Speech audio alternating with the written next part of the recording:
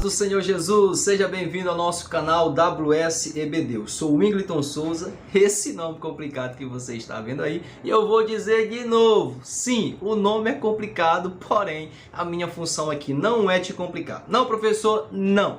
A minha função aqui é descomplicar, simplificar e ampliar o seu entendimento da lição. E já que nós estamos falando da lição de hoje, a nossa aula é a lição de número 7, que tem como tema é Deus que dá o crescimento. Aleluia! Já estamos em aula e vai aqui um comentário relevante. Você que já acompanha os nossos vídeos sabe que desde o tema da aula até a conclusão, a gente vai passando subsídios e comentários em cada parte da lição. Então, mais uma vez, fique atento, anote o que será repassado aí, beleza? Se você está chegando agora, seja muito bem-vindo ao nosso canal. Eu já vou estar te ajudando a como melhorar aí o seu entendimento dessa lição que será estudada. Aleluia! Lição de número 7 é Deus que dá o crescimento. Quando nós pegamos esse tema da aula, é Deus que dá o crescimento, logo me vem algo muito interessante aqui na mente. Qual, professor? Eu fico muito maravilhado quando eu percebo que mesmo a igreja sofrendo tantas perseguições, tantas indiferenças, tanta pressão que tentaram ali inibir o desenvolvimento da igreja, nós percebemos que a igreja tinha uma proteção da parte de Deus. Sim, e essa proteção era manifesta através de quê, professor? Através do cuidado de Deus com o corpo de Cristo. Olha que lindo! Já dá pra gente ter uma conexão aí, aproveitando o tema geral do trimestre. O nosso tema geral diz assim, o cuidado de Deus com o corpo de Cristo.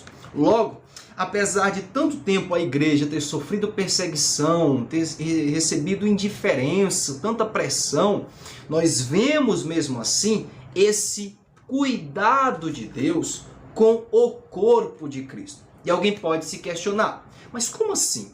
Como é que pode esse povo crescer tanto? Como é que pode esse povo se desenvolver tanto apesar de tanta perseguição, apesar de tantas tentativas para tentar parar e até mesmo massacrar, diminuir o crescimento desse povo? Bem, eles não vão conseguir, porque o crescimento não é visto do ponto de vista humano. Não, o crescimento é algo celestial. Porque nesse desenvolvimento da igreja, a igreja sempre prospera. Por quê, professor? Porque é Deus que dá o crescimento. Aleluia! Então nós vamos perceber que logo no tema da aula, ele é mais do que um tema simples. É um tema que ressalta a essência da igreja, que é Deus que está dando crescimento, que é Deus que fortalece, que é Deus que protege, é Deus que cuida. E alguém pode mais uma vez se questionar, como assim? Por que cresce tanto? Porque é Deus que dá o crescimento. Aleluia! Louvado seja o nome do Senhor. Já está aí um comentário relevante, aproveitando o tema da nossa aula. Prosseguindo, o nosso texto do dia está escrito em 1 Coríntios, capítulo de número 3, versículo 6, e nos diz o seguinte, acompanhe na tela. Eu plantei, Apolo regou, mas Deus deu o crescimento. Aleluia! Aproveitando aqui um subsídio desse texto do dia, eu quero aproveitar aqui a citação do comentário bíblico de Bica, em que ele nos fala o seguinte, acompanhe na tela. Os homens vêm e vão na obra de Deus. Cada um dá uma contribuição ao processo de plantar e nutrir, mas Deus opera ao longo de todo o processo. Por que eu peguei esse comentário? Vou explicar de uma forma calma e detalhada para você. Ao longo de todo o nosso percurso, nós tivemos muitos irmãos que contribuíram para o nosso desenvolvimento. Mas claro, foi Deus que efetuou esse crescimento. Nós fomos instrumentos nas mãos dele. Você que está assistindo essa aula aí de Escola Bíblica Dominical, se você é um aluno, você talvez já teve vários professores, não é? Durante o seu período de Escola Bíblica Dominical. Se você é um professor, lembre-se também do período que você já foi um aluno, em que você viu outros professores ministrando a aula. Se você é alguém que tem um cargo na igreja, perceba quantas pessoas já passaram por aquela igreja e tiveram que se ausentar, mudaram-se de congregação E aqueles pastores que um dia pastorearam você tiveram que serem mudados, transferidos para outras localidades e assim vieram novos pastores. Então perceba que na obra de Deus os homens vêm e eles vão. Entretanto, Deus continua trabalhando ao longo de todo o processo. No caso aqui do nosso texto do dia, nós temos um personagem chamado Paulo e um outro chamado Apolo. Eles tiveram diversidade de funções. Paulo plantou e Apolo regou. Entretanto, Deus, ele efetuou o crescimento. E mais uma coisa que nós poderíamos aproveitar aqui é que existe diversidade de funções, mas esse Deus pega as diversidades de funções e trabalha em prol da unidade de propósito. Aleluia! A obra de Deus, homens vêm e vão. Entretanto, Deus sempre permanecerá efetuando o crescimento. Glória ao Senhor! Vamos fazer agora a leitura da nossa síntese. Professor, gostei muito dessa síntese e queria um comentário dela aqui, porque eu achei muito relevante. Vou trazer para vocês já já. Segura aí. Olha o que ela nos diz. Nós podemos plantar a melhor semente, adubar, limpar e podar, mas somente Deus é que dá o crescimento à plantação. Surge uma dúvida aqui nessa síntese. Qual, professor? Aqui diz que somente Deus é que dá o crescimento à plantação. A pergunta é, por que é que somente Deus dá o crescimento à plantação? E aqui eu quero te remeter a uma indagação. Você sabe quais são os elementos essenciais no crescimento de uma semente? Você sabe? Quais são, professor? Acho que eu lembrei aqui, professor. Vamos lá, vê se você lembra. Professor, estou lembrando que a primeira delas é o solo. Opa, acertou. Segunda delas, acho que é a água. Também acertou. Terceira, luz solar. Muito bem. Essas três coisas, elas são essenciais para o crescimento de uma semente. Solo, água e luz. Mas o que isso tem a ver com a nossa aula? Vamos fazer uma conexão? Mais uma vez, fazendo a leitura da síntese. Nós podemos plantar a melhor semente, adubar, limpar e podar, mas somente Deus é que dá o crescimento à plantação. Por quê? Porque três coisas são essenciais no crescimento da semente da plantação. Solo, água e luz. E aqui a gente vai fazer uma comparação interessante. Qual, professor? O nosso Deus, ele é um único Deus, subsistente em três pessoas: Pai, Filho e Espírito Santo. Certo? Cada um deles, eles têm o mesmo poderio, a mesma autoridade. Entretanto, eles têm diversidade de funções. Tudo isso contribuindo para o único propósito. Fechou? Então vamos lá. O Espírito Santo, ele trabalha através do solo. Uma semente, para ser plantada e germinar de uma forma boa, o solo precisa estar preparado. E esse é o papel do Espírito Santo. A Bíblia diz que o Espírito Santo veio para convencer o mundo do pecado, da justiça e do juízo. Então o Espírito Santo, ele vem para preparar o solo para a semente da palavra que será plantada. Aí nós temos a atuação agora da segunda pessoa da Trindade. Quem é ele? Jesus Cristo. Jesus Cristo vem para dar vida à água, ou seja, para fazer aquela semente absorver refrigério, gerar vida e ali produzindo desenvolvimento para aquela planta. Esse é o nosso Jesus Cristo. Ele veio para dar vida e vida com abundância. Então vem o nosso Pai Celeste. Ele é o Pai das luzes, em que não há sombra de mudança nem variação alguma. Então esse nosso Pai das luzes vem para fortalecer a nossa fé.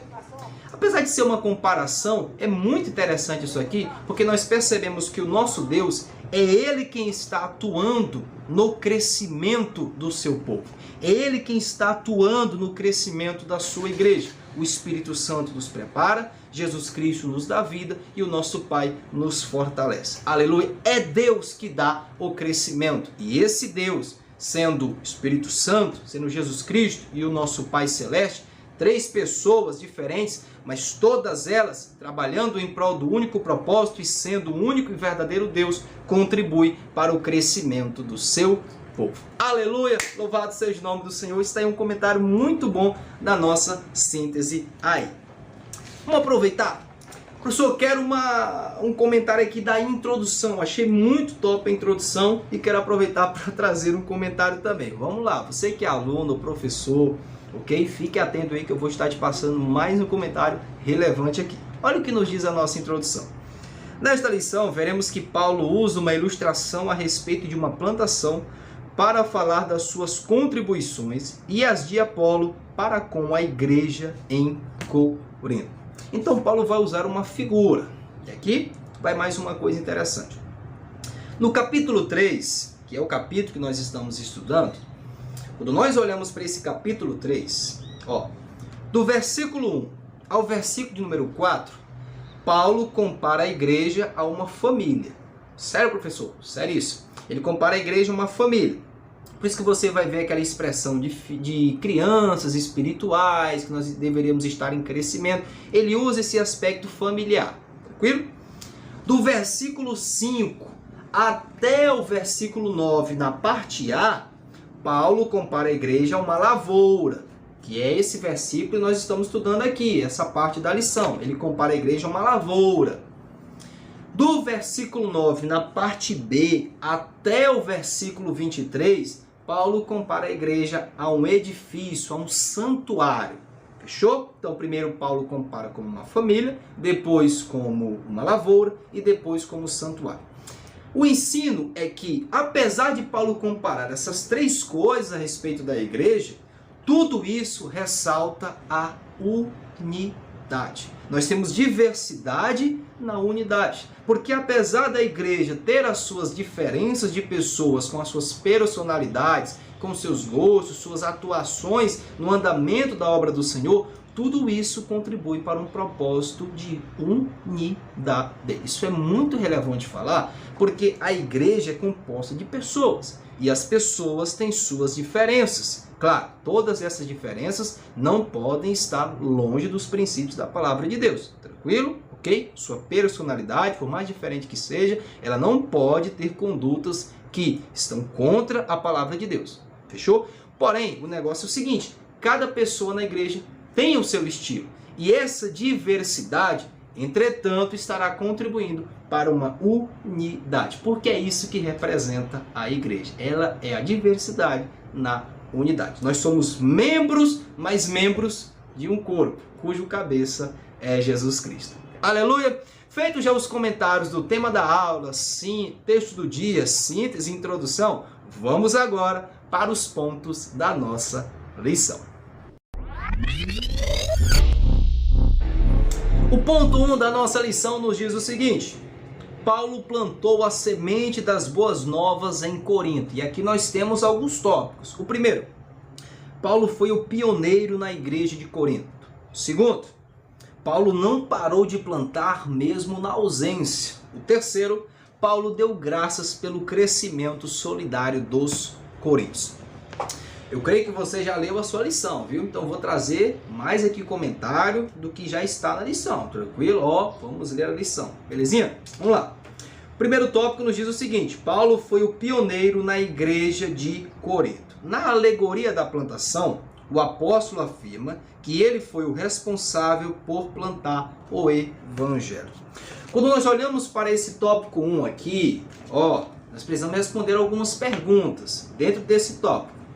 Primeira delas, quando Paulo esteve em Corinto? Certo? Segunda, quanto tempo Paulo passou em Corinto? E terceiro, quais foram os resultados desse período em que Paulo passou na cidade de Corinto? Fechando? 3 perguntas importantes. Quando Paulo esteve lá, quanto tempo ele passou lá e quais foram os resultados do período de tempo que ele esteve lá em Corinto? Todas essas perguntas estão respondidas aqui no tópico, mas eu separei de forma didática justamente para ajudar você, aluno e professor, a compreender melhor a lição. Vamos responder agora essas perguntas? A primeira delas, quando Paulo esteve em Corinto? Está nos dizendo aqui. Paulo, provavelmente, enquanto escrevia, ele recordava de sua segunda viagem missionária. Durante essa viagem, ele fundou as igrejas da Galácia, de Filipe, de Tessalônica e de Corinto. Belezinha? Respondendo a primeira pergunta. Quando Paulo esteve em Corinto? Resposta: segunda viagem missionária. Fechou? Vamos lá para responder a segunda pergunta. Quanto tempo Paulo passou em Corinto? Está aqui no nosso tópico. Paulo anunciou o evangelho por 1 ano e meio na cidade de Corinto. Atos capítulo 18, versículo 1 ao versículo 17. Então a resposta, quanto tempo Paulo passou em Corinto? 18 meses, ou seja, 1 ano e meio. Prosseguindo, quais foram os resultados do tempo que Paulo passou em Corinto? Respondendo agora. A recompensa veio com algumas conversões, entre elas a família de Estéfanas, Crispo, chefe da sinagoga, e Gaio. Prosseguindo, a partir de então, vários outros grupos se formaram nas casas e a semente das boas novas foi plantada nos corações dos coríntios e se desenvolveu. Estão respondidas aí algumas perguntas de quando ele esteve lá, quanto tempo passou por lá e quais foram os resultados desse período de tempo em que ele passou. É muito relevante porque é necessário trazer essa didática aí para melhorar o seu entendimento. Se você for um professor, repassa isso para a sua classe, porque isso facilita muito na compreensão do conteúdo estudado. Glória a Deus! Feito já o comentário do tópico 1, vamos agora para o tópico 2 da nossa lição, que nos diz o seguinte: Paulo não parou de plantar mesmo na ausência. Aleluia!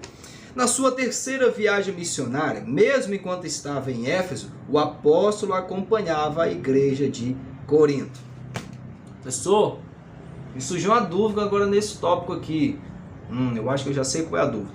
Está dizendo aqui que na sua terceira viagem missionária de Paulo, mesmo enquanto ele estava em Éfeso, o apóstolo acompanhava a igreja de Corinto. Pô, mas como assim? Foi dito anteriormente que Paulo esteve em Corinto na segunda viagem missionária, e aqui está falando de uma terceira viagem missionária de Paulo, que ele continuou acompanhando a igreja de Corinto? Calma, calma, professor, aluno, estudante da Palavra de Deus. Vamos aqui explicar. Na segunda viagem missionária, Paulo está em Corinto, pregando o evangelho em Corinto. Na terceira viagem missionária, quando Paulo está em Éfeso, é aí que ele vai escrever a igreja que está em Corinto. Aleluia! Deu para explicar aí? Na segunda viagem, Paulo está em Corinto, pregando lá em Corinto mesmo, na cidade. Mas é na terceira viagem missionária, quando Paulo está em Éfeso, que ele vai escrever a igreja que está em Corinto. Opa! Creio que ajudou aí. Vamos prosseguir. Ele enviara Timóteo para Corinto com o objetivo de reorganizar a igreja que estava dividida pelos conflitos. Timóteo retornou com notícias da igreja. Prosseguindo mais um pouquinho. Imediatamente o apóstolo reagiu e escreveu uma nova epístola, enviada à igreja por meio de Tito, para rebater os falsos mestres e proteger a igreja. Aleluia! Vamos fechar aqui, trazer um comentário relevante.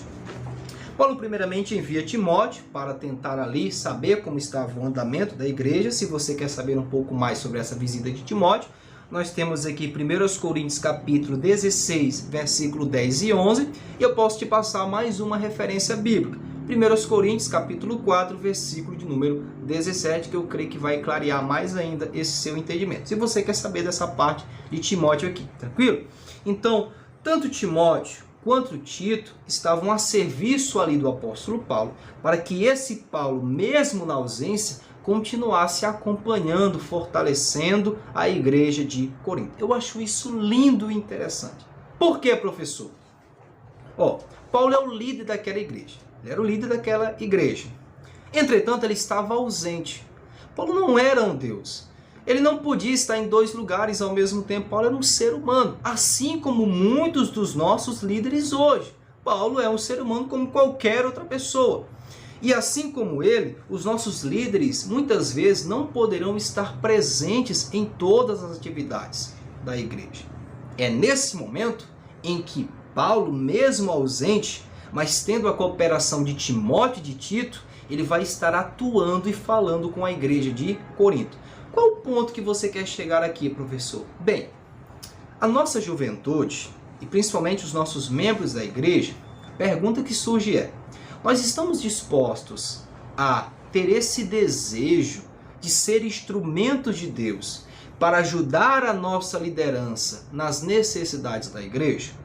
Essa é a pergunta. Será que nós temos esse desejo de estar ajudando a nossa liderança em alguma necessidade da igreja que precisa ter uma atuação, mas muitas vezes os nossos líderes, eles não são tão ativos, não é porque não querem, é porque são muitas ocupações que eles têm e é necessário que haja uma ajuda, uma cooperação. Timóteo, um jovem aqui, e Tito também estavam atuando e cooperando com o apóstolo Paulo, que mesmo ausente estava ali também contribuindo, atuando, fortalecendo a igreja de Corinto. A pergunta que surge é: você que está assistindo esse vídeo, e se você quer repassar para outras pessoas, você tem esse desejo de ser um instrumento de Deus para ajudar a sua liderança nas necessidades da igreja?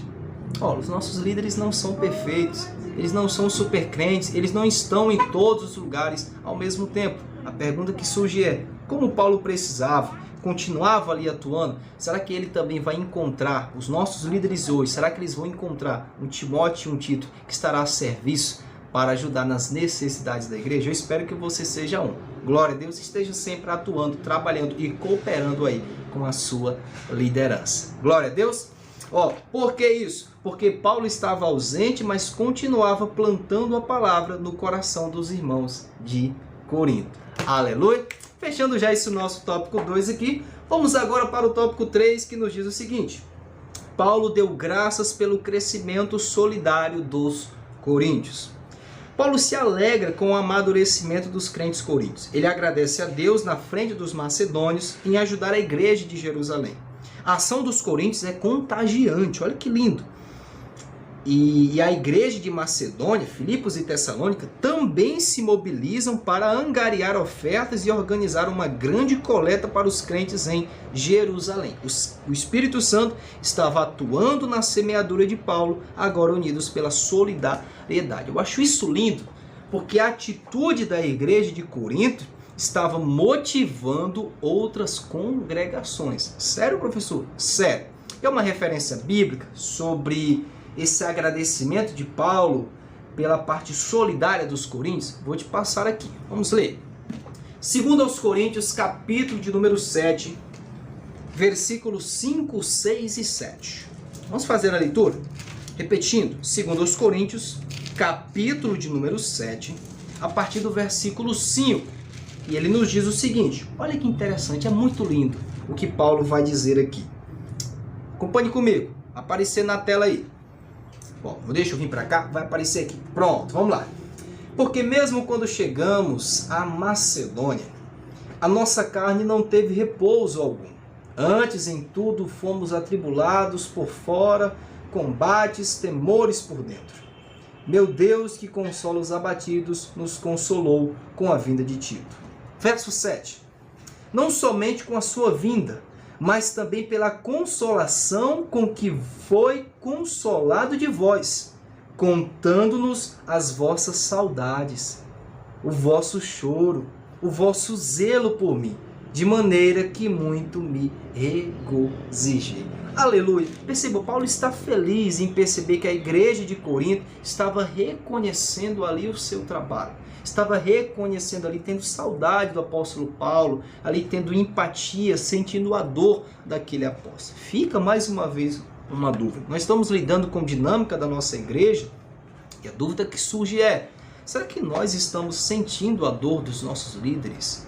Você, aluno, está assistindo esse vídeo, será que você consegue sentir a dor, o preço, que o seu professor de escola bíblica dominical tem todas as semanas de estar se dedicando, se preparando? Eu vou usar esse termo dor no sentido de dificuldade, de luta, de prova que muitas vezes ele passa. Você reconhece isso? E às vezes os nossos líderes, eles se sentem muito, mas muito felizes quando a igreja, os demais irmãos reconhecem esse empenho e essa dedicação. Você que é professor, que muitas vezes não tem tido essa reciprocidade, no sentido de que esse reconhecimento, melhor dizendo, das pessoas vendo o seu trabalho, a sua dedicação, não pense isso, certo? O importante é fazer a obra de Deus. Mas claro, você que é professor, reconheça também a atuação do seu pastor, das suas lideranças maiores. Isso é muito, mas muito interessante. Reconheça o crescimento solidário da igreja. Aleluia! É muito bom, porque quando os crentes estão ali pensando em se desenvolver, consequentemente eles estarão motivando outras pessoas, assim como a igreja de Corinto motivou outras igrejas. Glória a Deus, louvado seja o nome do Senhor. Feitos já os comentários do nosso ponto 1 da lição, vamos agora para o ponto 2 da nossa aula de hoje. O ponto 2 da nossa lição nos diz o seguinte: Apolo regou a semente plantada por Paulo. Nós temos alguns tópicos aqui, dentre eles o primeiro, Apolo, um homem cheio de sabedoria. O segundo, Apolo sucede a Paulo em Corinto. E terceiro, Apolo ajudou os cristãos de Corinto a se fortalecerem na fé. Mais uma vez, vamos fazer uma rápida leitura e em seguida trazemos um comentário aqui. Vamos lá. O tópico 1 nos diz o seguinte: Apolo, um homem cheio de sabedoria. Apolo, forma abreviada de Apolônio, era um judeu da diáspora, origem judaica, porém de cultura grega, natural de Alexandria. Ele se destacava pela sua eloquência na oratória, pelo conhecimento hábil das escrituras judaicas. Suas mensagens eram profundas e muito eloquentes. Professor, tem alguma referência bíblica que me ajuda a entender melhor sobre esse personagem chamado Apolo? Tem alguma referência bíblica? Tem sim, eu vou estar te passando aqui.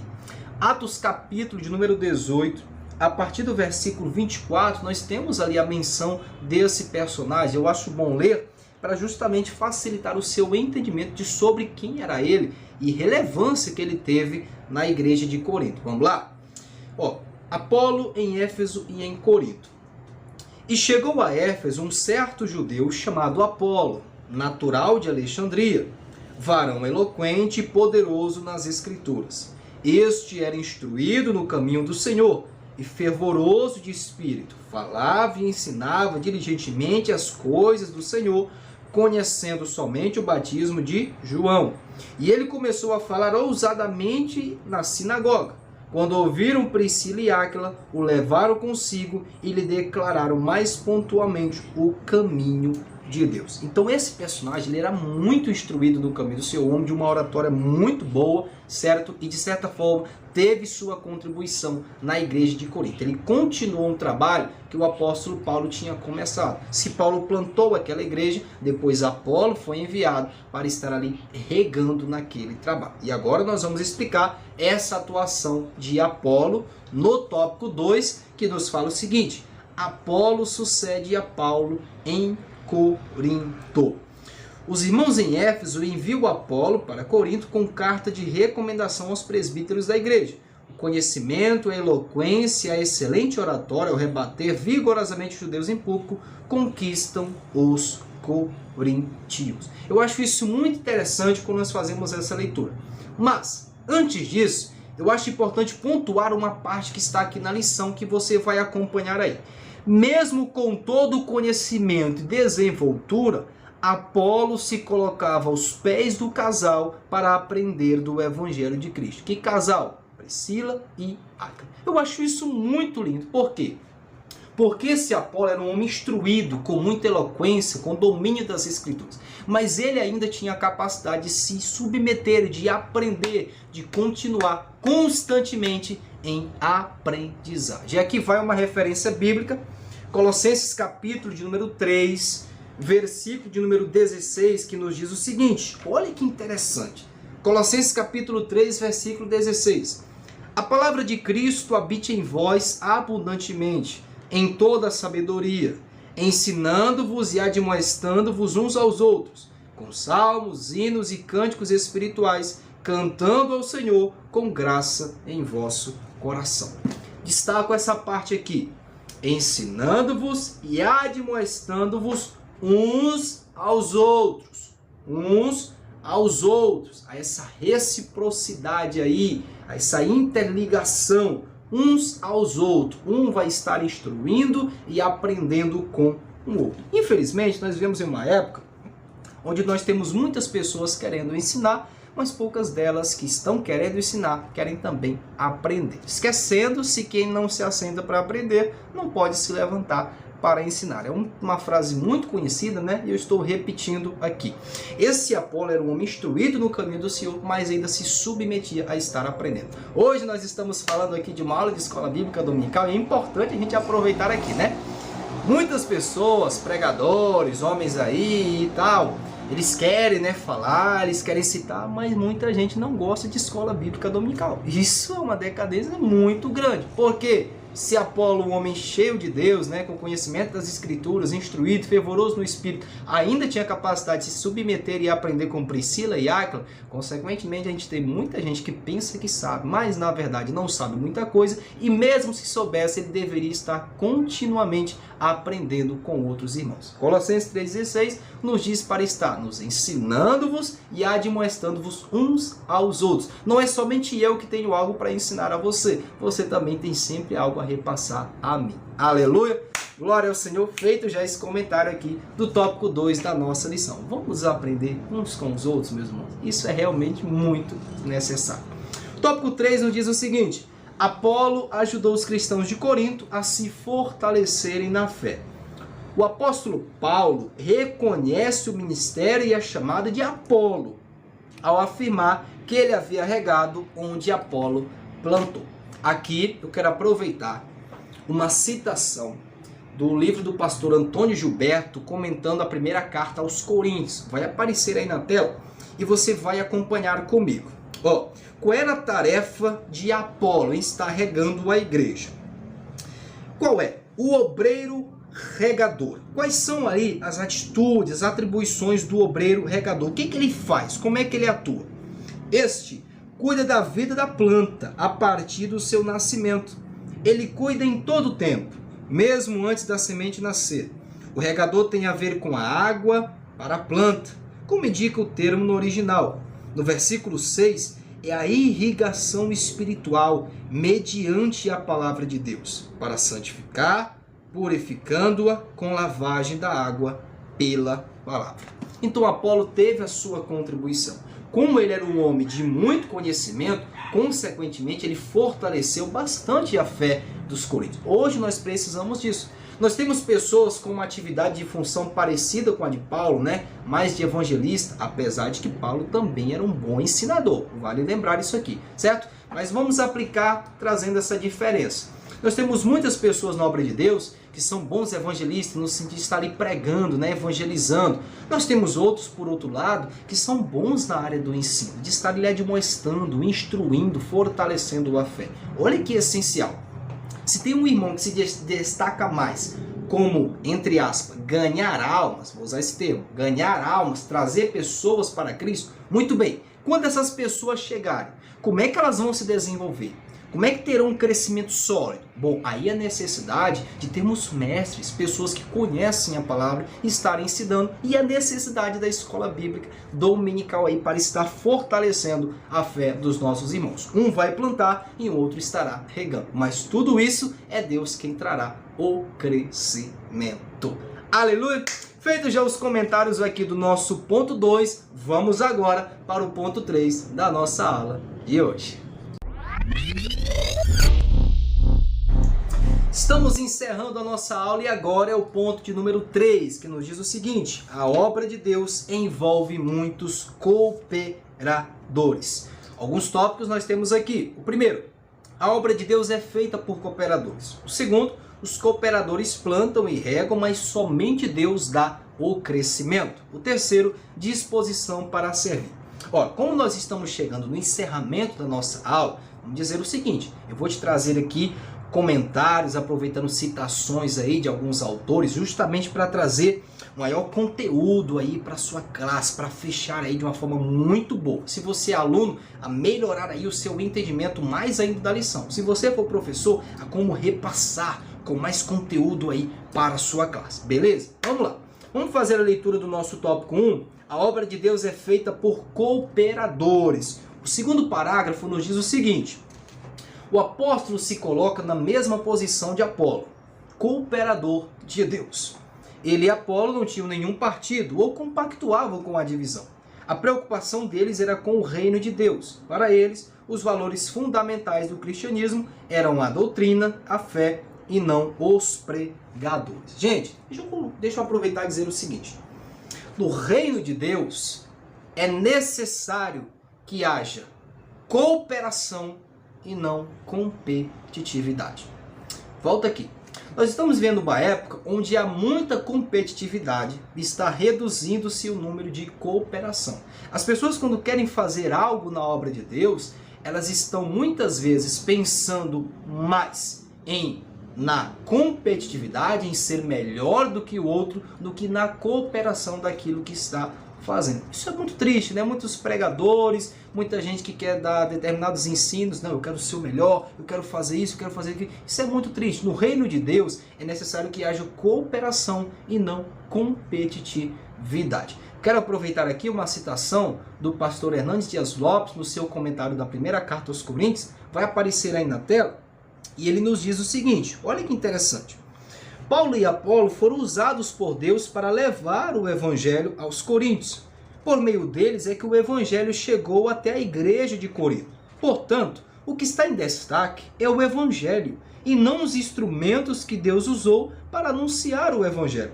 Ambas as funções são importantes, tanto a de Paulo plantar quanto a de Apolo regar, mas são inúteis se Deus não der o crescimento.